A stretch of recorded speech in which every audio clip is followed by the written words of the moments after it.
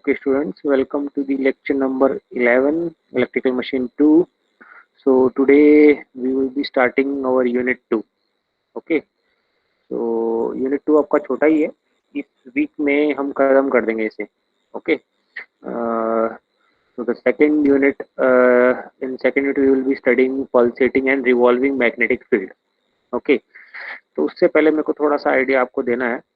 Let me start this. देखो ये हमारा स्टेटर है ना, और ये मेरा रोटर है जिस पे मैंने फील्ड वाइंडिंग लगा रखी है सपोज. ओके, इंडक्शन मोटर की मैंने आपको वर्किंग बताई थी, अगर आपको याद है तो. Let me revise it fast. पहली बात तो इस यूनिट के अंदर हम जो मैग्नेटिक फील्ड है, जो इन दोनों के बीच में, स्टेटर और रोटर के बीच में जो ये एयर गैप है, दिस एयर गैप. ओके, इस एयर गैप में क्या मतलब जो फील्ड होगी वो कैसी होगी, उसका नेचर कैसा होगा.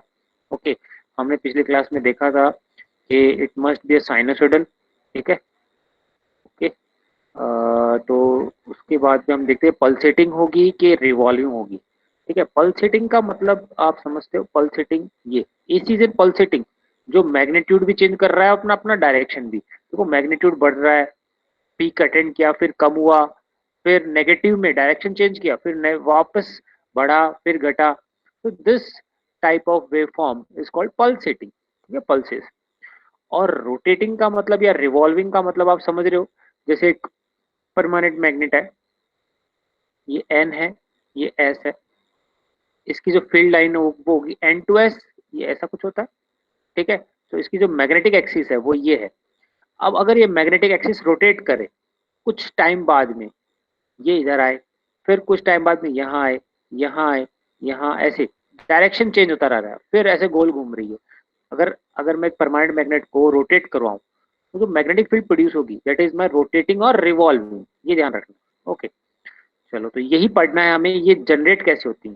पल्सेटिंग मैग्नेटिक फील्ड कब जनरेट होती है और रिवॉल्विंग मैग्नेटिक फील्ड कब जनरेट होती है.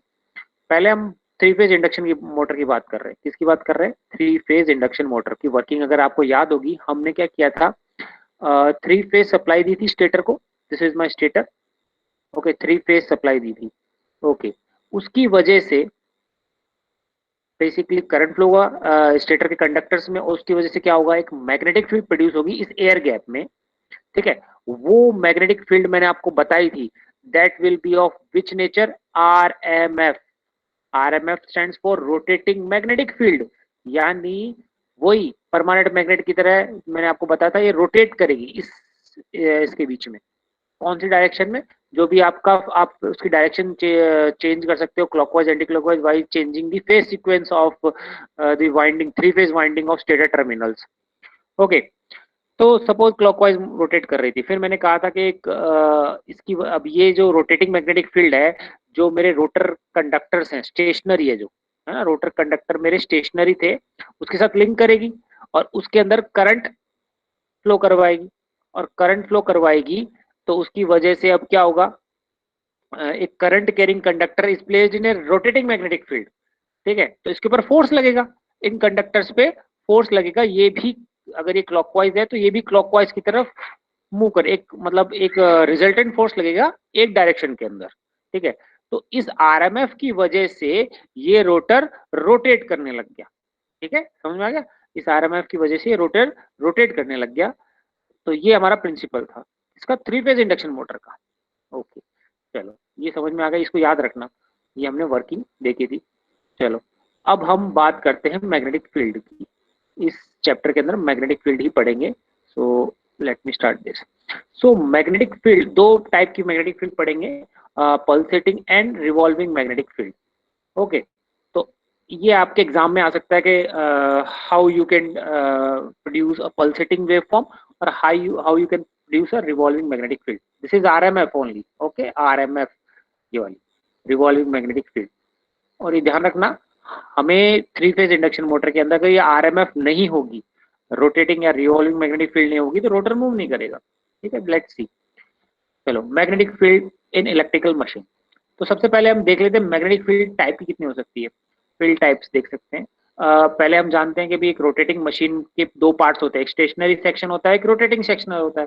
स्टेशनरी सेक्शन को हम स्टैंड सिस्टम भी कहते हैं और रोटेटिंग सेक्शन को हम रोटर भी कहते हैं, ठीक है। Stationary and rotor are made up of magnetic material, ये हम जानते हैं मैग्नेटिक मटेरियल है, उस तभी अगर मैग्नेटिक मटेरियल होंगे तभी उसके अंदर आपकी मैग्नेटिक फील्ड लाइंस इंटैक्ट करेंगी, नहीं तो वो लीक हो जाएंगी, ओके, क्योंकि उसकी परमेबिलिटी बहुत हाई है, okay. And winding and generate magnetic fields in the air gap, ये हम जानते हैं, ठीक है। तो we differentiate between the magnetic field, 3 type की होगी, एक तो कांस्टेंट फील्ड, एक दूसरी होगी अल्टरनेटिंग फील्ड और पल्सेटिंग फील्ड, और तीसरी होगी रोटेटिंग फील्ड। ये है मोस्ट इंपॉर्टेंट, इस पे एग्जाम में बहुत क्वेश्चन आते हैं। तो एक पूरा 16 नंबर का क्वेश्चन आ सकता है कि how a rotating magnetic field is produce, तो वो दो या 3 पेजों का होता है, बहुत सिंपल है, कुछ नहीं हो, मैं बताऊंगा, ठीक है। सबसे पहले बात करें कांस्टेंट फील्ड की। कांस्टेंट फील्ड, बताओ कांस्टेंट फील्ड कैसे प्रोड्यूस कर सकते हो आप?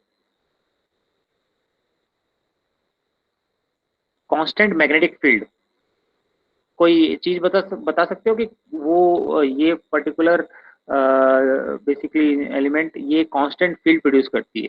एनीवन? कांस्टेंट फील्ड का मतलब समझ रहे हो? ये फिक्स, एक ही डायरेक्शन में और इसकी वैल्यू ना बढ़ रही है, ठीक है, this is the magnetic field, okay. बताओ। Sir electromagnet. इलेक्ट्रोमैग्नेट, और एक मैं कहूँ एक सिंपलेस्ट मैग्नेट कह सकता हूँ मैं मैग्नेट को, यस सर। ठीक है। अब ये देखो इसकी, ये क्या फिक्स है, ये सॉरी एस, ये एम है ना, तो इसकी अगर मैं रिजल्टेंट मैग्नेटिक फील्ड डायरेक्शन निकालूं तो ये रहेगी मेरी, ओके, फिक्स है। तो ये जो फील्ड प्रोड्यूस करी एक परमानेंट मैग्नेट, या फिर आपने जो कहा इलेक्ट्रोमैग्नेट, तो इलेक्ट्रोमैग्नेट आप एक सोलनॉइड बना के करते हो, अब इसके अंदर कौन सा करंट फ्लो करवाओगे कि मेरी कांस्टेंट फील्ड प्रोड्यूस होगी, एसी या DC? DC. DC. DC, very good.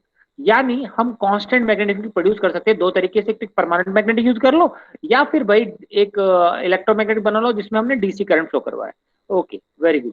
तो पहला कांस्टेंट फील्ड हो गया। दूसरा है अल्टरनेटिंग फील्ड और पल्सेटिंग फील्ड। ये कब प्रोड्यूस होगा? जब मैं इस डीसी की जगह क्या पुट करूंगा? AC, okay.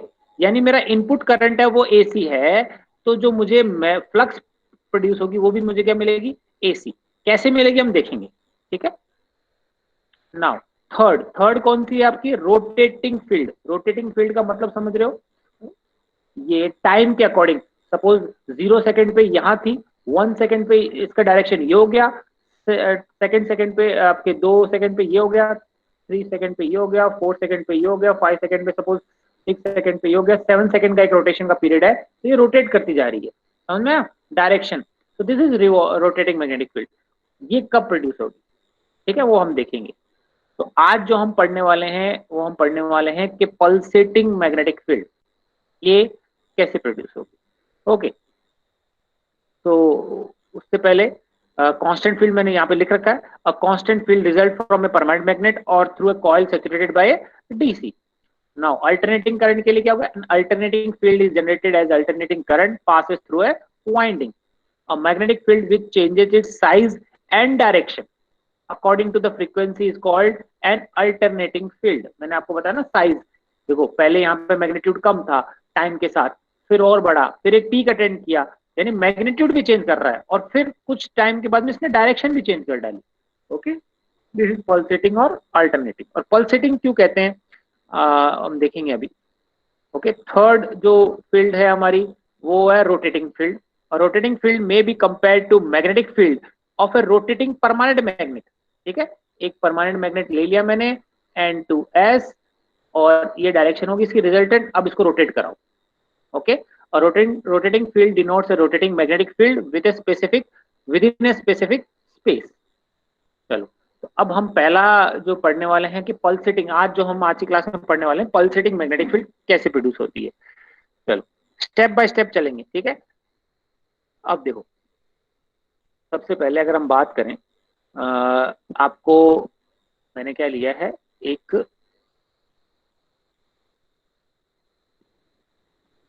वायर वाइंडिंग ली है और उसके अंदर करंट जो फ्लो करवाया है आई मेरा कैसा है?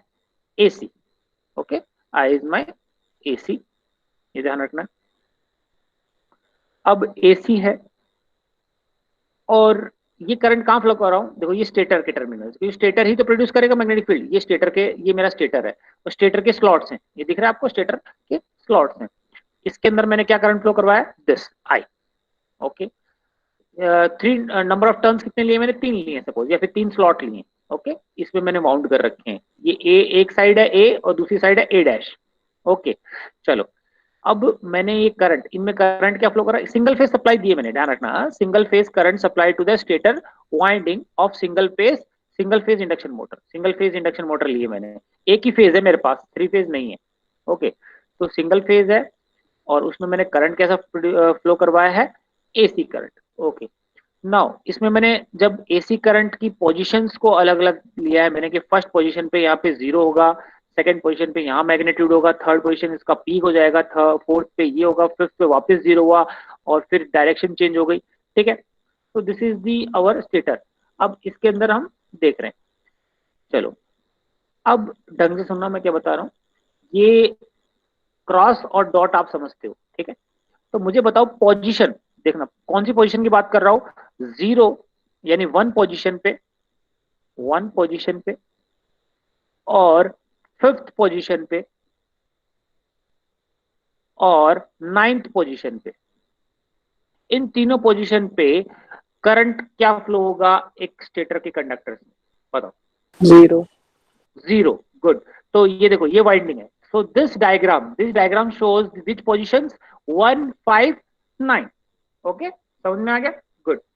नाउ अब मुझे बताओ, पॉजिटिव साइकिल ली मैंने, कौन सी लिए पहले, पॉजिटिव साइकिल लिए, इंस्टेंट 2 पे, इंस्टेंट 2 पे कौन सा करंट फ्लो करवाया, positive cycle. Okay, positive current flow कर रहा है, तो आप कोई मान सकते हो, मैंने सपोज ए कंडक्टर के अंदर करंट ऊपर की तरफ माना है ना, तो डॉट लूंगा यहाँ पे, क्योंकि अगर मैं ऊपर की तरफ बाहर निकल रहा है शीट में से तो डॉट आएगा, तो इसमें क्या आएगा, क्रॉस, ये क्रॉस, ये क्रॉस बना दिया मैंने।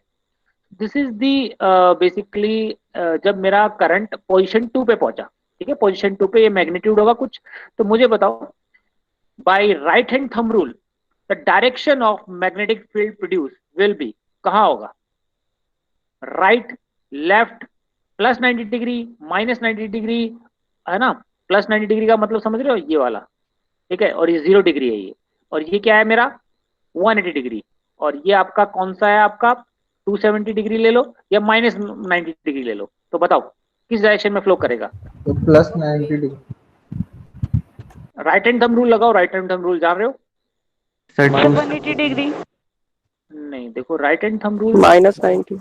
-90, वेरी गुड, -90 आएगा, एक बार देखो, बाकी सब किसी को नहीं समझ में आता मैं बताऊं, -90, this one, let me erase this, और इसका मैग्नीट्यूड मैंने मान लिया कुछ होगा, let me draw this, this is the magnitude. Okay, this direction, बताओ राइट हैंड थंब रूल लगा रहे हो आप, अपना जो राइट हैंड है उसको इस तरह से Yes, कर्ल, इस तरह से कर्ल करो कि जो शीट के अंदर करंट जा रहा हो, ठीक है, तो आप देख सकते हो, अगर जो आपकी फिंगर्स हैं कर्ल करके ये क्रॉस के अंदर नीचे जाएंगी, तो आपका yes, थंब कहाँ पॉइंट आउट करेगा, नीचे की तरफ, बताओ, या फिर आप कर्ल को अपनी फिंगर्स को कर्ल ऐसे करो, मोड़ो ऐसे कि बाहर निकल रही हो इस तरफ, इस वाले पे, तो वो बाहर निकल रही है। समझ में आ रहा है सबकी, डायरेक्शन समझ में आई है, वापस समझाऊं, बताओ डायरेक्शन, देखो ये एक क्रॉस है और ये डॉट है, ठीक है, तो अगर आप अपनी फिंगर्स को रोल करोगे तो यहाँ से सपोज फॉर एग्जांपल ये आपकी फिंगर्स हैं, है ना, हाथ, और ये, ओके, तो अब ये आपका राइट हैंड है, तो अब आपकी जो फिंगर की जो नीचे नाखून वाली साइड में, नीचे वाली साइड किस तरफ पॉइंट आउट कर रही है, नीचे शीट के अंदर, अब कर्ल करो क्योंकि अंदर करंट जा रहा है ना, तो देखो डायरेक्शन कहाँ, इस तरफ। ओके, उल्टा भी कर सकते हो, इसको मोड़ के अगर आप इस तरफ लाओगे तब भी फन, आपका सॉरी थंब यहीं रहेगा। ओके, सबके समझ में आया डायरेक्शन, ये वाली। चलो अब मुझे बताओ, रोटर सॉरी स्टेटर के कौन से करंट का पोजीशन 2 पे, कौन सी पोजीशन पे यही डायरेक्शन रहेगी और यही मैग्नीट्यूड रहेगा, एनीवन, 3, हाँ, 3 पे, आवाज नहीं है यार आपकी क्लियर। सर 3 पे। देखो 3 पे डायरेक्शन ये रहेगी, गुड, बट मैग्नीट्यूड चेंज हो गया। मैं पूछ रहा हूँ कि डायरेक्शन ये रहे, गुड, साथ में मैग्नीट्यूड भी इतना ही रहे। 4 पे सर। 4 पे, फाइव वेरी, 4 पे। 5 पे तो देखो, 5 पे तो फाइव जीरो हो गया, नहीं, तो एट 5 एट है ना। अच्छा 8 पे नहीं, 8 पे डायरेक्शन भी चेंज हो गई, डायरेक्शन चेंज। है ना। तो मैं सही कह रहा हूँ। तो मुझे बताओ, जब करंट 2 और 4 पोजीशन पे होगा तो स्टेटर के अंदर जो मैग्नेटिक फील्ड का मैग्नीट्यूड और डायरेक्शन ये रहेगा, कोई दिक्कत नहीं। चलो अब हम ले रहे हैं आपकी पोजीशन थर्ड। थर्ड पोजीशन में पॉजिटिव साइकिल है, नो डाउट। तो मुझे बताओ करंट का जो डायरेक्शन, जो कंडक्टर में करंट होगा वो यही होगा, क्रॉस क्रॉस क्रॉस। तो डायरेक्शन कहाँ होगी, नीचे या ऊपर? नीचे। नीचे होगी, बट मैग्नीट्यूड देखो, अगर करंट बढ़ा है तो मैग्नीट्यूड ऑफ फ्लक्स क्या होगा, बढ़ जाएगा। तो इसको मैंने थोड़ा बड़ा बना दिया, समझ में आया? ओके, नाउ अब यहां तक तो पहुंच गए, 1 हो गया। फिर अब फिफ्थ पोजीशन पे अगर फिर से आया करंट, तो वो ये वाला, ठीक है। सिक्स्थ पे मुझे बताओ, सिक्स्थ, अब सिक्स्थ बनाना है यहाँ पे। सिक्स्थ में डायरेक्शन ऑफ करंट क्या हुआ, रिवर्स, प्लस 90 अपवर्ड है ना। तो अब मुझे बताओ, अब ए डैश के अंदर रिवर्स हो गया, तो ए डैश के अंदर डॉट आएगा या क्रॉस आएगा? डॉट। डॉट आएगा, वेरी गुड, ये समझ में आ गया आपको। ये क्रॉस यहाँ पे कर दिया क्योंकि डायरेक्शन चेंज हो गया। अब राइट हैंड थंब रूल लगाओ, राइट हैंड थंब रूल लगाया तो डायरेक्शन देख लो कहाँ आएगा, ऊपर की तरफ, समझ में आया? अब मुझे बताओ और कौन सी पोजीशन पे यही सेम आएगा? 8। 8 पे, वेरी गुड, 6 और 8 पे यही आएगा सेम। अब हम बात करते हैं सेवंथ की, ओके। सेवंथ, और ये नेगेटिव हुआ, ओके। ये सेवंथ की बात करते हैं, ये सेवंथ हो गया, सपोज में डायरेक्शन यही रहेगा, नो डाउट, ये रहा डॉट, बट मैग्नीट्यूड बढ़ गया। समझ में आया क्या किया है? तो आपको दिख रहा है। मुझे बताओ फ्लक्स की जो लाइंस हैं रोटेट कर रही हैं या पल्सेट कर रही हैं? दोनों। रोटेट। रोटेट नहीं कर रही है। रोटेट कहाँ कर रही है? रोटेट का मतलब पता क्या होता? रोटेट का मतलब ये होता कि पहले ये डायरेक्शन है, कुछ देर बाद में ये होती, फिर कुछ देर बाद में ये होती, कुछ देर बाद में ये। तो सिर्फ अपनी पोजीशन पे ही इधर हो रही है या फिर इधर, डायरेक्शन चेंज कर रही है एक पोजीशन पे ही, ऊपर नीचे, समझ में आया? तो पल्सेट कर रही है। आप कोई भी पॉइंट पे मुझे बताओ, कोई भी ऐसी सिचुएशन के अंदर थोड़ी सी भी ये इधर हिल रही है क्या, या इधर आ रही है, कोई भी डायरेक्शन आ रही है कोई भी पोजीशन पे, जब इस वाले में नहीं आ रही ना। चलो इसको मैं और थोड़ा समझा देता हूँ अगर आपको समझ में आया। इसको मैं ड्रॉ कर रहा हूँ, फ्लक्स को ड्रॉ कर रहा हूँ, ठीक है, फ्लक्स को ड्रॉ कर रहा हूँ, और ये मेरे पॉइंट्स थे 1 2 3 4। तो देखो, जब 1 पोजीशन पे तो 0 था, 2 पे थोड़ा सा बढ़ा, 3 पे बढ़ा, ये डायरेक्शन, ये करंट, ओके, दिस वन। 3 पे बढ़ा, वो मैक्सिमम पीक अटेंड किया, फिर 4th पे दिस। तो ये तो क्या था, टाइम के। So this is the resultant air gap flux in a single winding single phase induction motor at different instant of time, ठीक है। अब मान लो आप कहां खड़े हो, आप रोटर पे खड़े हो।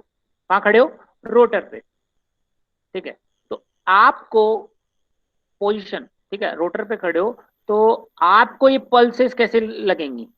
एक डायरेक्शन में बढ़ी, थोड़ा और बढ़ी, फिर कुछ देर बाद में वापस 0 हुई, फिर दूसरे डायरेक्शन में बढ़ी, और ये यानी आपको ये एक ही डायरेक्शन पे, सी दिस डायग्राम, अगर पल्सेटिंग एंड जो ये है air gap flux as experience by rotor of single winding single phase induction motor. अगर पोजीशन की बात करें, आप रोटर पे खड़े हैं तो आपको यही नजर आएगी।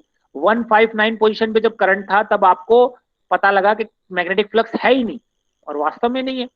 जब आप पोजीशन में पहुंचे 2 4 3 पे, तो वो एक डायरेक्शन में इंक्रीज कर रही है, और आप कौन सी पोजीशन में पहुंचे 6 7 8 में, तो एक डायरेक्शन में इंक्रीज कर रही है, okay. So this is how a pulsating magnetic field is produced when, जब हम सिंगल फेज वाइंडिंग के अंदर कौन सा करंट देते हैं, एसी करंट। अगर डीसी करंट दे दोगे तो कोई मतलब ही नहीं, फिर तो वो एक ही डायरेक्शन में आएगी, ओके। समझ में आया कैसे पल्सेटिंग, क्यों पल्सेटिंग का? डायरेक्शन, सिर्फ डायरेक्शन चेंज हो रही है, ऊपर नीचे, ये रोटेट नहीं कर रही, पल्सेटिंग। अगर टाइम के अकॉर्डिंग आप इसको करोगे तो देखो साइनसोइडल ही आ रही है, क्योंकि मेरा करंट भी क्या था, साइनोसॉइडल। ओके।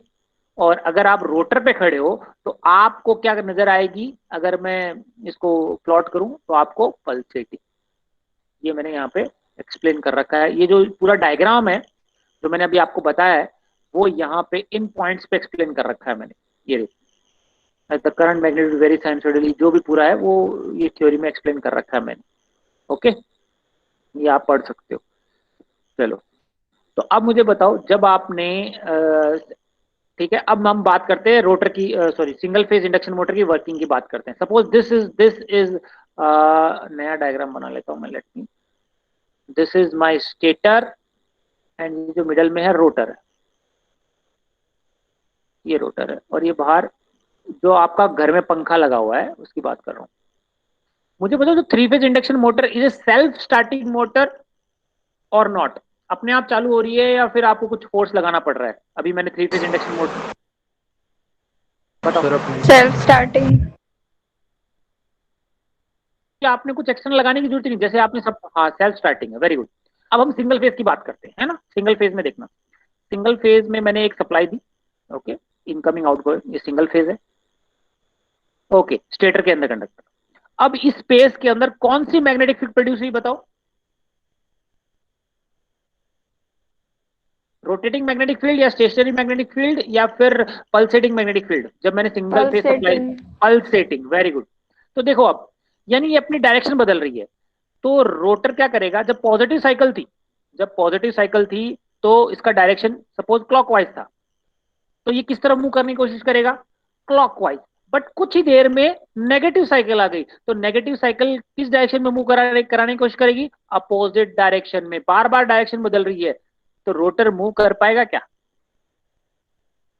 No sir. हाँ, तो इसलिए single phase induction motor are not self starting. Okay, समझ में आया कि सिंगल फेज इंडक्शन मोटर हम सेल्फ स्टार्टिंग क्यों नहीं हो पाती? रीजन बताओ, रीजन बताओ। क्योंकि मैग्नेटिक फील्ड जो प्रोड्यूस हो रही है वो कौन से नेचर की है? पल्सेटिंग। पल्सेटिंग, वेरी गुड, ठीक है ना। पल्सेटिंग की वजह से, क्योंकि आप कोई भी चीज को क्या, आप दो जने खड़े हो, ठीक है, आपका दोस्त, आप खड़े हो इधर ए और दूसरा दोस्त आपका बी यहाँ पे खड़ा है, आप इसको इस डायरेक्शन में खींच रहे हो और कुछ देर बाद में बी, कुछ देर मतलब 50 हर्ट्ज सप्लाई है, 50 हर्ट्ज का मतलब 1/50 सेकंड के अंदर, है ना, कितना छोटा होता है, इतनी माइक्रो सेकंड के अंदर आप फटाफट, ये इधर खींच रहा है इधर खींच रहा है, तो रोटर मूव ही नहीं कर पाएगा। तो मुझे बताओ, जो घर में पंखा लगा हुआ है वो कौन सा है, सिंगल फेज है, थ्री फेज है? Single single phase. फेज है, तो वो सेल्फ स्टार्टिंग है क्या? No sir. नहीं है। उसको सेल्फ स्टार्टिंग के लिए क्या बनाते हैं हम, कैपेसिटर। कैपेसिटर लगा होता है, आपने कभी पंखा खोल के देखा होगा, उसमें कैपेसिटर लगा होता है, ठीक है ना। तो वो कैपेसिटर क्या करता है, capacitor is used to start, और ये एक्सटर्नल फोर्स है। अगर मैं कहूं कि भाई ए और बी की दोनों की बराबर ताकत है, ठीक है, अगर मैं कह दूं कि ए की ताकत ज्यादा है, तो मुझे बताओ रोटर मूव करेगा क्या? नो। नहीं, सपोज फॉर एग्जाम्पल आप समझ रहे हो कि भाई एक ये रोटर है, इस डायरेक्शन में आप रोटेट आप करवा रहे हो, और क्योंकि इसमें करेगा तो क्या, सर। क्योंकि पल्सेटिंग था ना, पल्सेटिंग में तो दोनों की फोर्स जो है मैग्नीट्यूड बराबर था, ठीक है। तो ए डायरेक्शन के अंदर और ये बी डायरेक्शन के अंदर दोनों का फोर्स बराबर था, बट अगर मैंने कहा कि ए डायरेक्शन के अंदर मैंने फोर्स थोड़ा सा ज्यादा कर दिया, तो रोटर नेट फोर्स कहाँ होगा, इस डायरेक्शन के अंदर, तो रोटर रोटेट करने लग जाएगा किस डायरेक्शन में, क्लॉकवाइज। यानी अगर आप देखना, कभी घर में एक्सपेरिमेंट करना, पंखे, पंखा के अंदर आपने कैपेसिटर नहीं लगा रखा सपोज, है ना, अगर पंखे को जिस डायरेक्शन में आपने एक सप्लाई ऑन करना और पंखे को सपोज क्लॉकवाइज डायरेक्शन धक्का मारना, तो पंखा क्या करेगा, क्लॉकवाइज डायरेक्शन के अंदर मूव करने लग जाएगा।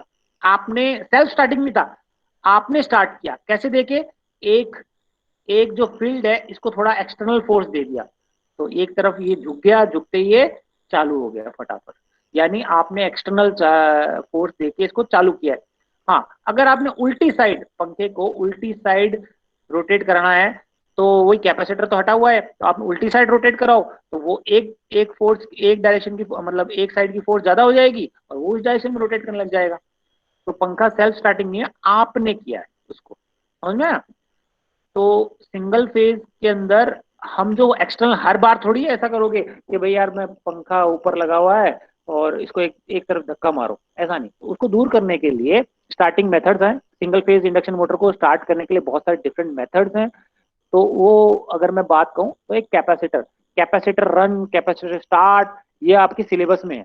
ये हम सिंगल, फोर्थ यूनिट है आपका single phase induction motor, fourth unit आपका सिंगल फेज इंडक्शन मोटर है। उसमें ये देखेंगे कि भाई रोटर, मैं फिर से बताऊंगा कि वो इंडक्शन मोटर क्यों रोटेट नहीं कर पा रही, क्योंकि पल्सेटिंग है ना।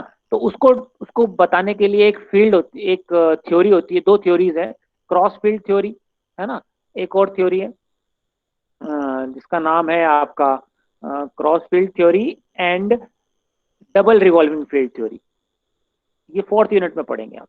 Okay, so the fact that a single phase induction motor does not have any starting torque but it will rotate in any of the direction in which an initial thrust is given by two principal theories।